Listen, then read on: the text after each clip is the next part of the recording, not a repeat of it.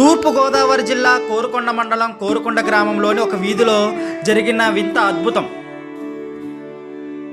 ఆ వీధిలో నిత్యం పూజించే వేప చెట్టుకు ఏర్పడిన కళ లాంటి ఆకారాలు. ఈ అద్భుతాన్ని తిలకించిన వారు ఎంతో ఆశ్చర్యానికి గురవుతూ మరియు భక్తి భావములతో పరవశించిపోతున్నారు.